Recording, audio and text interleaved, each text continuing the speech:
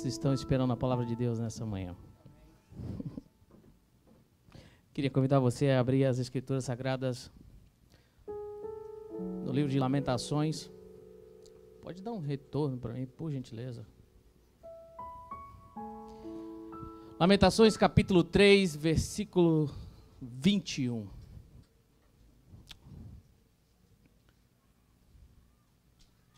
Aqueles que acharam, se coloquem de pé. Vamos ler juntos este pequeno versículo. Lamentações, capítulo 3, versículo 21.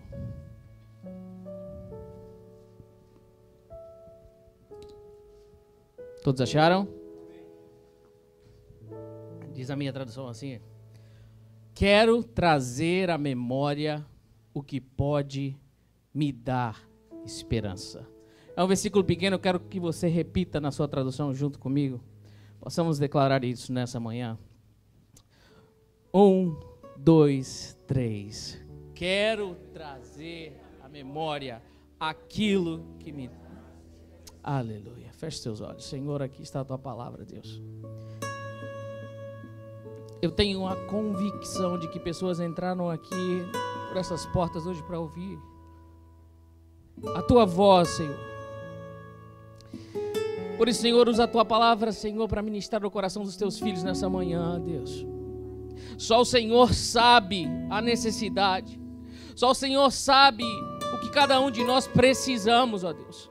Mas, Senhor, faz com que saiamos daqui, Deus, cheios da tua unção, do teu Espírito Santo, renovados em ti, fortalecidos no Senhor Jesus.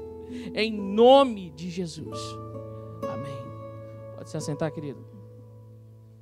Aleluia.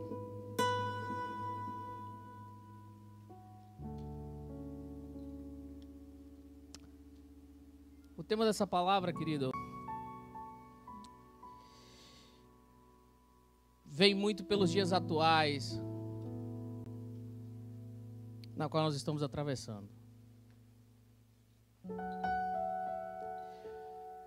Eu não sei se você pode fazer uma retrospectiva do ano de 2016, entrando no ano de 2017. O final do ano de 2016 já começou, nós saímos do ano de 2016 abalados com algumas tragédias, algumas catástrofes. Entramos em 2017 e no primeiro mês do ano, um genocídio na nossa nação. Dentro dos presídios, pessoas sendo dilaceradas. Fevereiro passa e aí nós nos damos com vitória do Espírito Santo.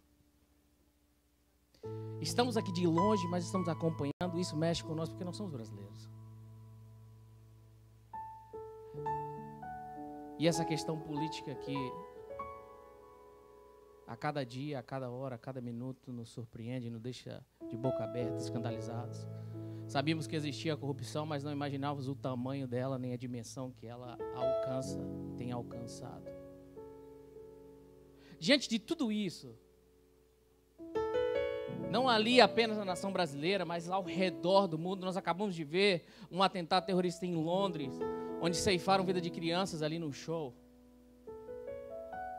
Se você olha para a Síria, o que está acontecendo na Síria, crianças sendo ceifadas por conta da guerra. Imagino que em muitos lugares essas pessoas podem estar se perguntando: aonde está o nosso Deus? Aonde está Deus nisso tudo? Talvez muitas delas já perderam a esperança.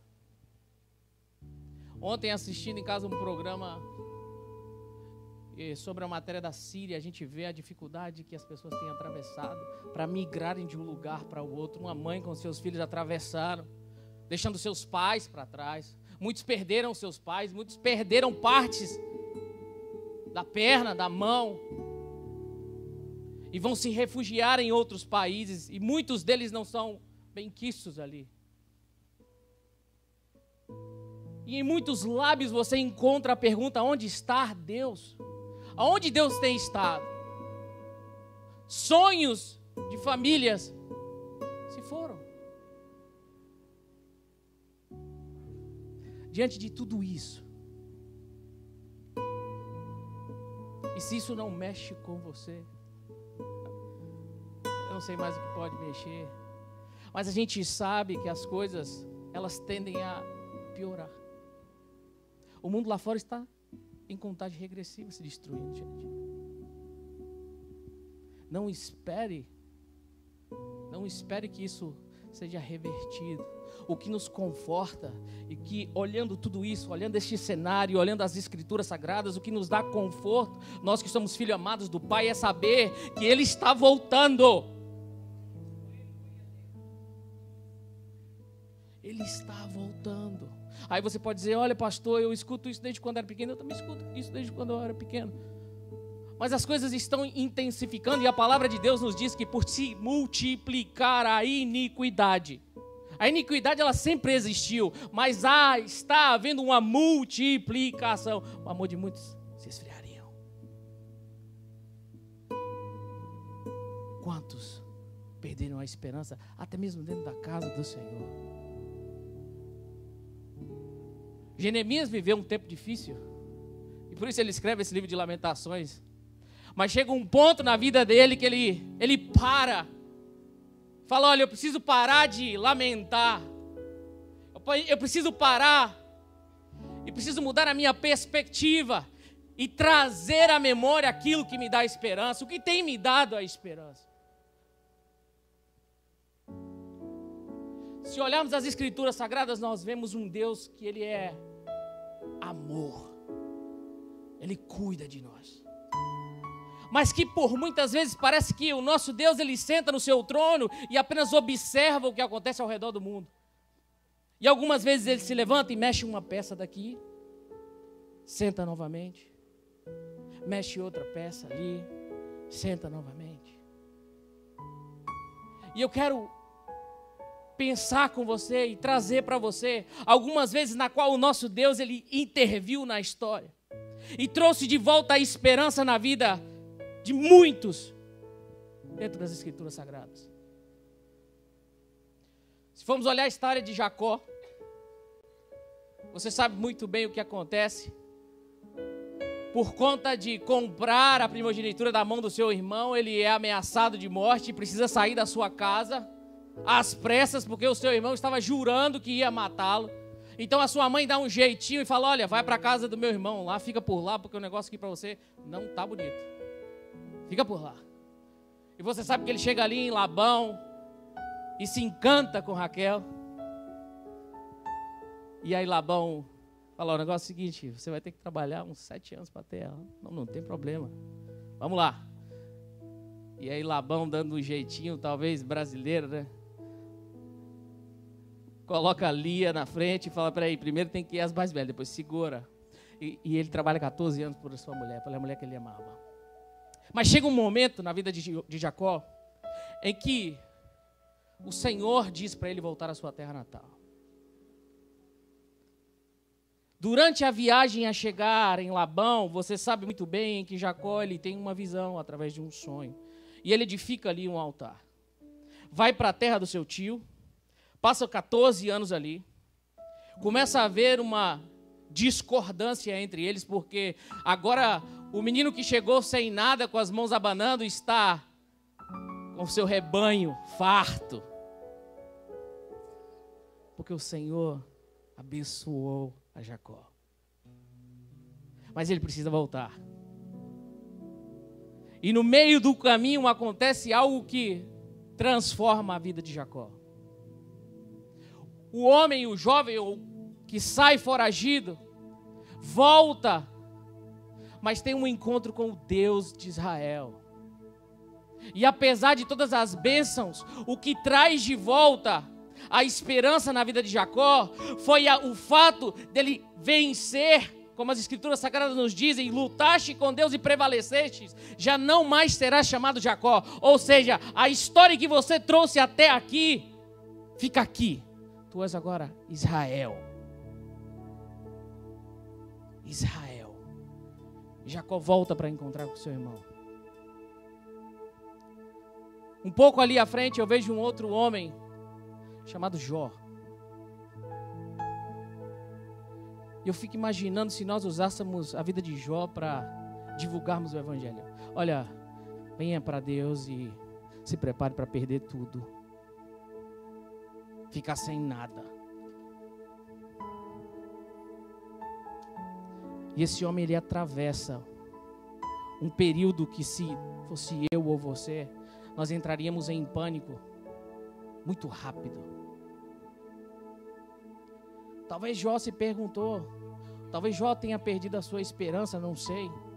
Mas chegou um momento na vida de Jó em que as pessoas começavam a zombar dele, a ponto da sua esposa falar: olha filho, não tem jeito mais. Amaldiçoa seu Deus e morre. Não dá, não tem mais jeito. Você perdeu seus filhos, perdeu todos os seus bens. Ninguém é capaz de botar um ponto final na nossa história, a não ser aquele que é o autor da nossa vida. As pessoas podem dizer: olha, chegou o fim, Jó, não dá para você mais. Acabou, se foi a esperança. E Jó se levanta e diz: olha, eu sei que o meu Redentor vive e que por fim se levantará ao meu favor. Eu não tenho nada agora, mas eu sei que Ele vive. Eu sei que Ele vive. E porque Ele vive, eu trago a esperança para a minha vida. E eu me submeto à sua vontade. Ainda que as circunstâncias digam o contrário. Um pouquinho mais à frente, um povo escravizado dos 430 anos do Egito. Quantas gerações morreram por ali? Quanta história fica para trás? Mas chega um momento em que Deus levanta um homem chamado Moisés. Ele diz: Moisés, o clamor do meu povo tem chegado até a mim. Sabe o que é estar em cativeiro durante 430 anos? Nós não podemos imaginar. Pessoas que entraram ali, ficaram por ali.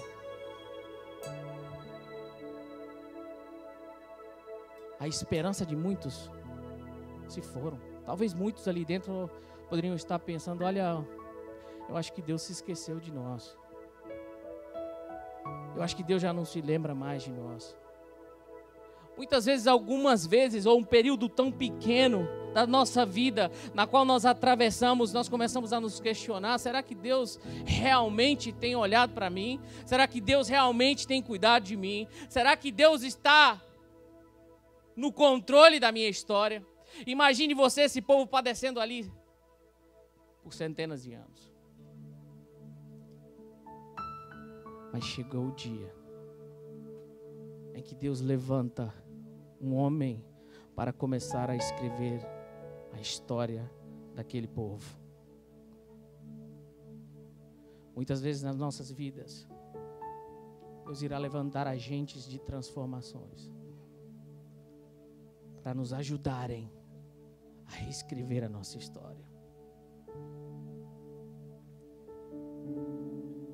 Um pouquinho mais ali à frente, 2 Reis capítulo 4, versículo 7, conta a história de uma viúva, pastor, que estava desesperada, que estava devendo muito, e eles queriam levar os seus filhos. Mas ela encontra com um homem chamado Elias. Elias diz: olha, o que você tem? Eu tenho vasilhas. Não dão nada, não tem valor. E o profeta diz: olha, junta todas elas. E foram para casa e começaram a despejar o óleo. Enquanto houve vasilha, a palavra diz que o óleo derramava. Alguém que não tinha nada, que estava desesperançoso, teve a oportunidade de encontrar com um profeta do Senhor. E o favor do Deus vivo veio sobre a vida daquela mulher de tal maneira que ela teve para pagar as suas contas e viver daquilo.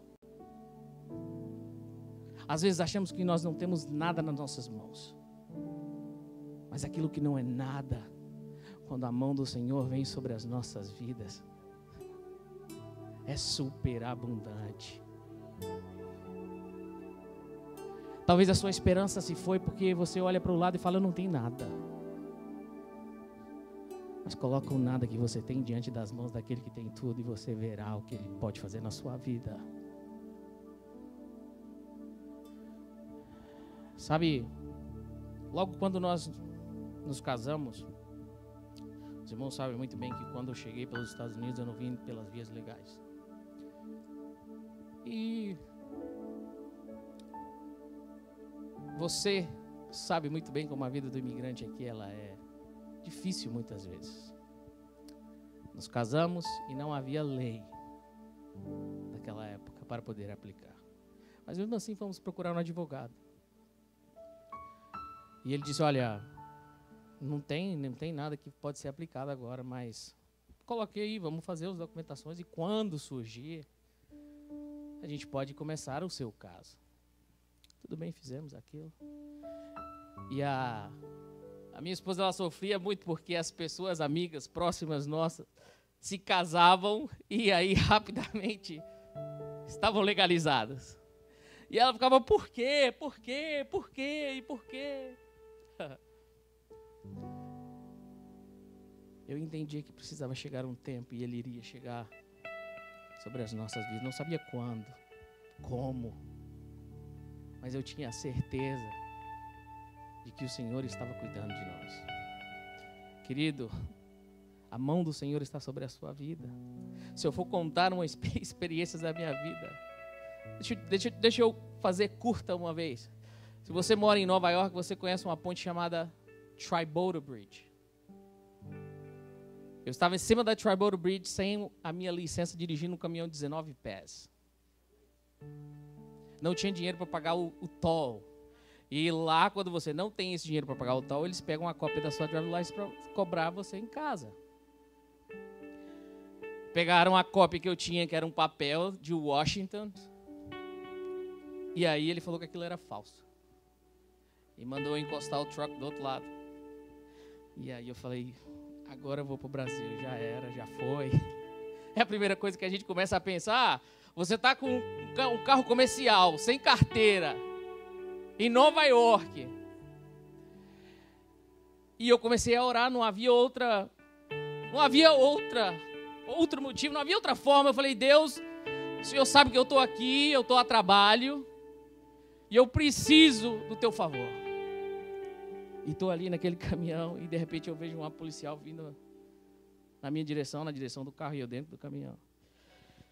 Aí ela pega aquele papel e fala, olha, você está sem o dinheiro do toll? Eu falei, sim. Está aqui sua carteira. Vai lá no ATM e volta. Tira o dinheiro, paga aqui e vai embora.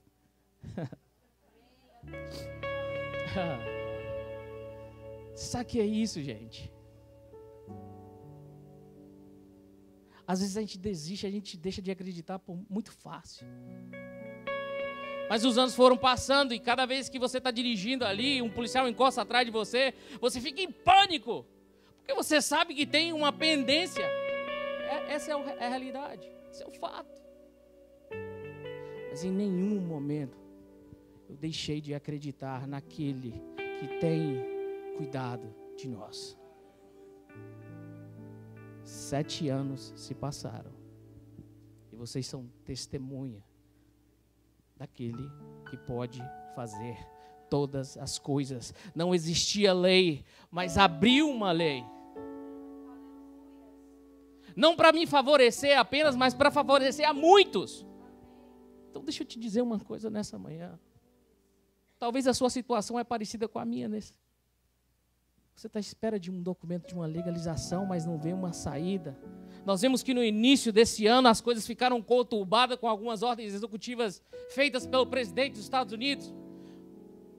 Mas você tem em sua vida aquele que tem na sua mão o coração dos reis. E ele pode mover em seu favor. Não perca a esperança. Traga aquilo que te traz esperança. Traga para a sua memória os cuidados que o Senhor tem tido com você, os livramentos que Ele tem te dado, as oportunidades que Ele tem colocado diante da sua mão. Traga à memória aquilo que vai trazer esperança à sua vida. Se encarregue, deixe que Ele se encarregue do mais. Se Ele te trouxe aqui debaixo de um propósito, não há homem, não há liderança que irá impedir que isso aconteça. As coisas vão abrir, as portas vão abrir, e você vai experimentar o favor de Deus Creia nisso. Talvez hoje o tempo tenha sido difícil. Talvez hoje algo tenha roubado a sua paz, tenha te deixado preocupado, mas deixa eu te dizer uma coisa, o mesmo Deus que tem te trago a sua vida, a sua família até aqui, é o mesmo Deus que irá levar você amanhã, e depois, a palavra de Deus diz que não cai uma folha da árvore sequer, sem a sua permissão, querido.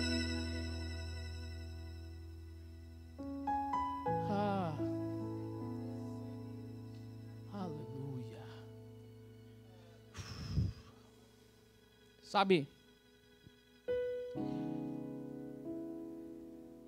existiam outros personagens na qual eu gostaria de pensar com você. Até me esqueci, deixa eu voltar para cá.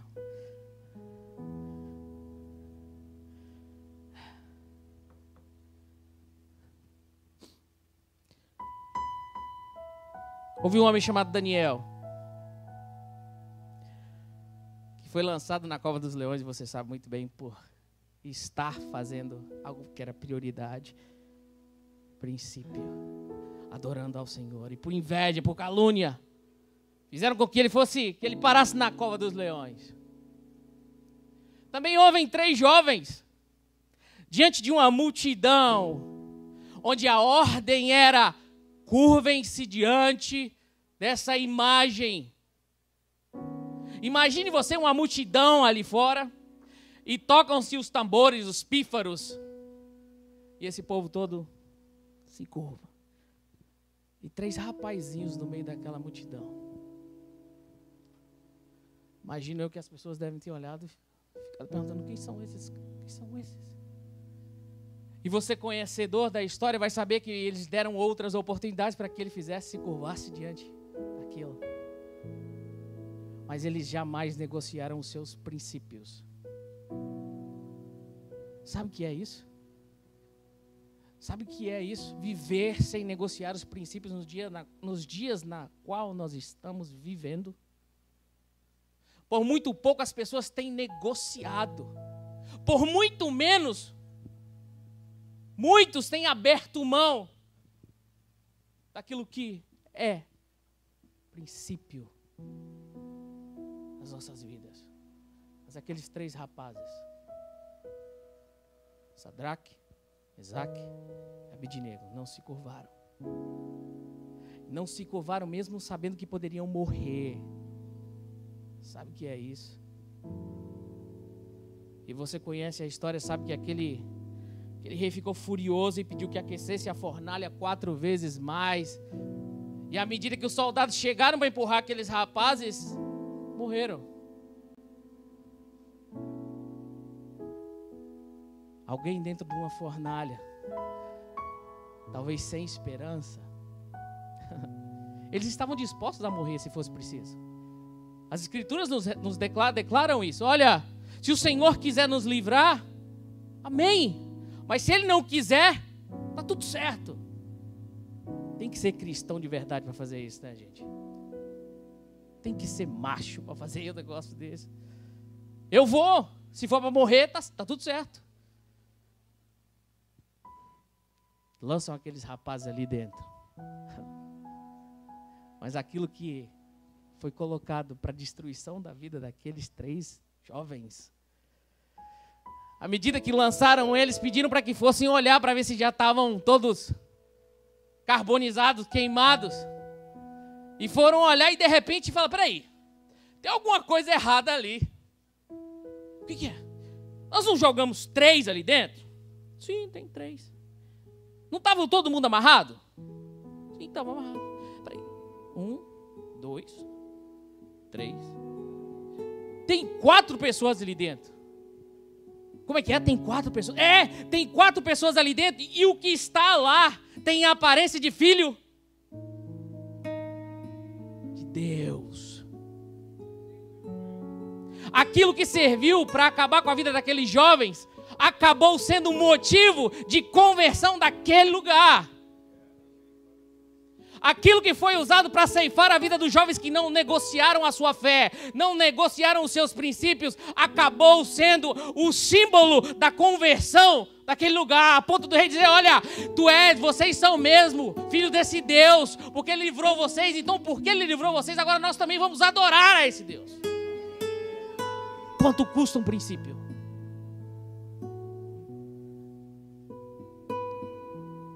E aí eu encontro, pastor, Jesus a caminho de Naim. Jesus chegando às portas da cidade, as escrituras revelam que está saindo um cortejo fúnebre. E uma viúva em prantos, porque perdeu seu filho. Você sabe muito bem que naquela época a mulher ela não trabalhava. E quando o esposo morria, a responsabilidade ela passava para o filho mais velho. Mas agora aquilo que era suporte na vida daquela mulher estava a caminho de ser sepultado.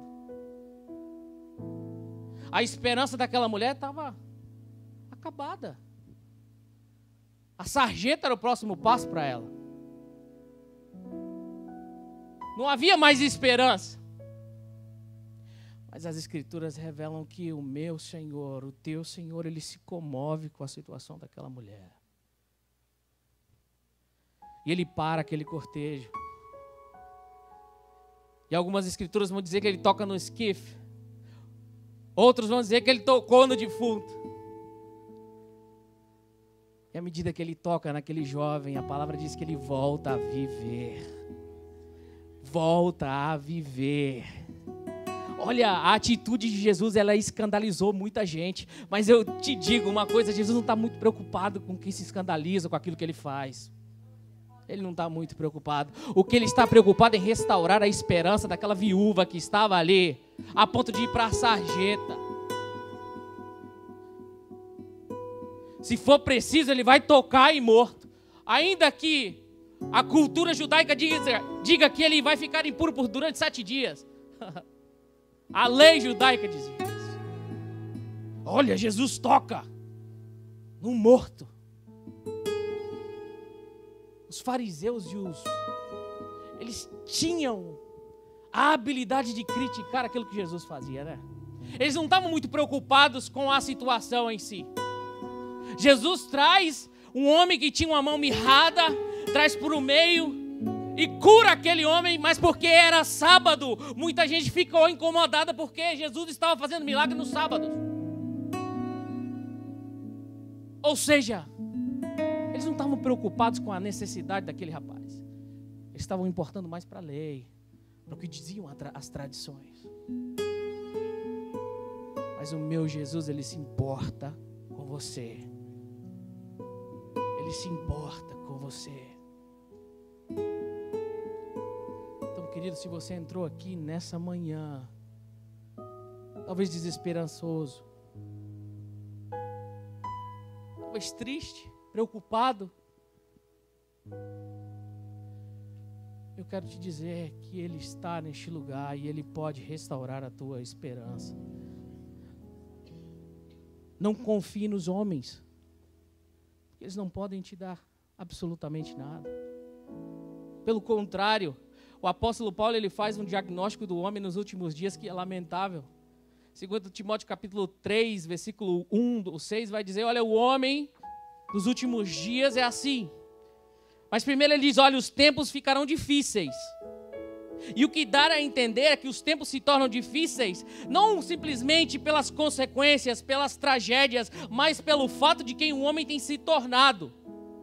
Avarentos, presunçosos, arrogantes, amantes do prazer. E eu fico imaginando Timóteo nos nossos dias lendo essa carta e ligando a televisão. Corruptos, ladrões, arrogantes, avarentos. Não tem muito a ver com aquilo que a gente tem visto hoje, né?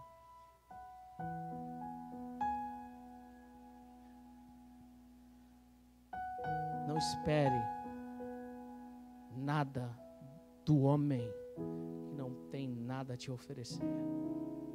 Coloque os seus olhos em Deus. Ainda que você esteja passando por sofrimento, ainda que você esteja atravessando momentos difíceis, traga à memória aquilo que te dá esperança. Traga à memória aquilo que te dá esperança. Olhe para os céus. Faça como Jó, olha, está difícil agora, mas eu sei que vai chegar um momento na minha vida em que o meu Deus, Ele vai se levantar. E quando Ele se levantar, a minha história ela vai mudar. Quando Ele se levantar, isso que você vai estar vendo aqui, vai acabar. Quando Ele se levantar, começa um novo capítulo na minha vida. Mas eu sei que por fim, Ele se levantará. Se coloque de pé.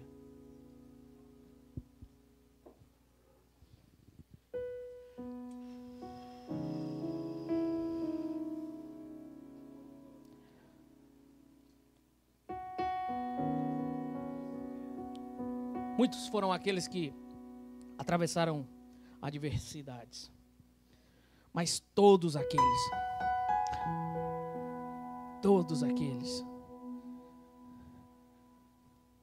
puderam experimentar o agir de Deus.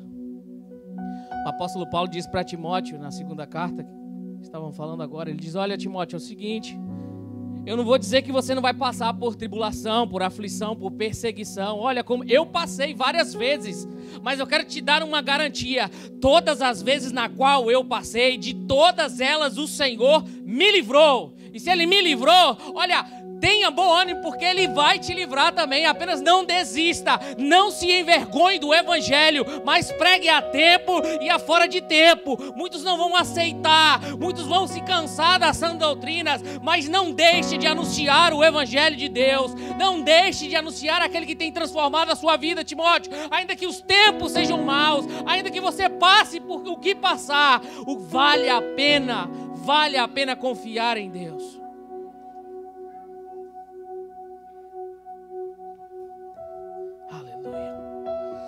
Eu queria orar com você nessa manhã, querido.